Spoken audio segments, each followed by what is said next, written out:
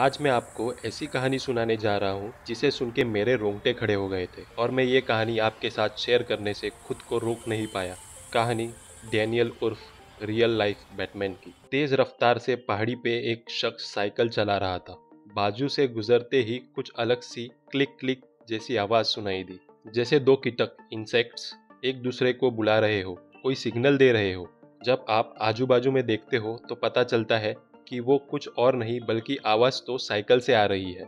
Cycle सवार Daniel पूरे cycle costume में फुल स्पीड से पूरी तरह रास्ते पे फोकस रख के साइकिल चला रहे हैं। ये दृश्य लोगों के लिए आम हो गया था। साइकिल चलाना फुल स्पीड में, वो भी पहाड़ी पे, कोई बड़ी बात नहीं है। लेकिन अगर मैं आपसे कहूँ कि डैनियल बचपन से ही नेत्रहीन है, उन्हें दोनों आंखों से दिखाई नहीं देता, तो फिर ये बात आम नहीं रहती।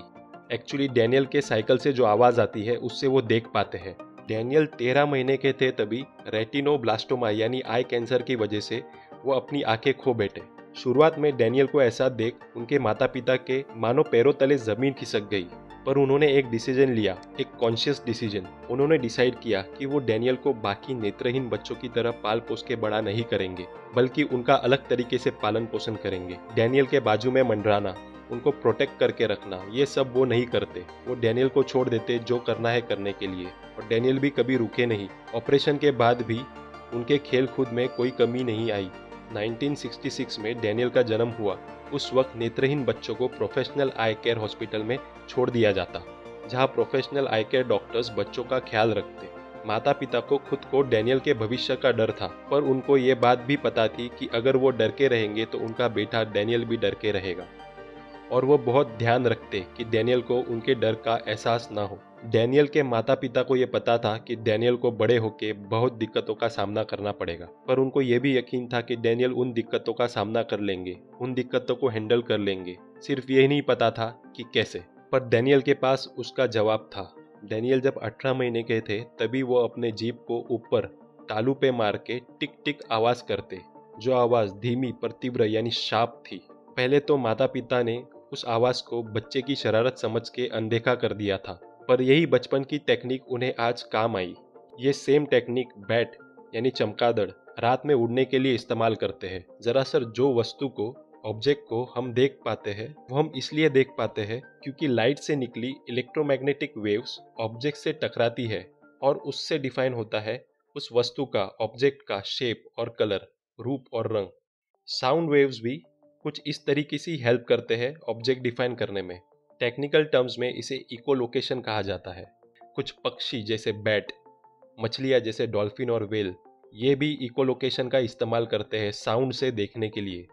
डैनियल साउंड से यानी ध्वनि से ये बता सकते थे कि ऑब्जेक्ट कितना दूर है, कितना नज़दीक है, कौन से साइड में है, राइट में है या लेफ्ट में है, आगे है या पीछे है, ऑब्जेक्ट बड़ा है या छोटा है, ऑब्जेक्ट की सतह सॉफ्ट है या हार्ड है। डैनियल ने अपना टैलेंट लोगों के साथ शेयर करने की सोची। पहले तो वो अपने डॉक्टरेट की thesis autism and children with neurological conditions पे करना चाहते थे, पर फिर उन्होंने डिसाइड किया कि वो इकोलोकेशन पे थीसिस लिखेंगे। उन्होंने 10 मोबाइल इंस्ट्रक्टर्स के साथ काम किया।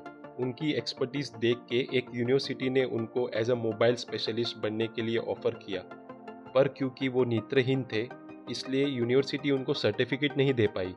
कांग्रेस ने 1990 में एक बिल पास किया, ADA, अमेरिकन डिसेबिलिटी एक्ट, और इस नए लॉ के तहत डैनियल अब सर्टिफाइड मोबिलिटी स्पेशलिस्ट है। डैनियल आज कई सारे television programmes, talk shows, news and print media में देखे जा चुके हैं। आज डैनियल को लोग बैटमैन के नाम से जानते हैं, रियल लाइफ बैटमैन। डैनियल आज कई लोगों के लिए इंस्पिरेशन है, और वो हमेशा लोगों को इंस्पायर करते रहेंगे। अगर आपको इस कहानी का महत्व अभी भी समझ में नहीं आ रहा है तो एक पूरा दिन खुद को ब्लाइंडफोल्ड रखें, आंखों पे पट्टी बांध के सारे काम करने की कोशिश कीजिए।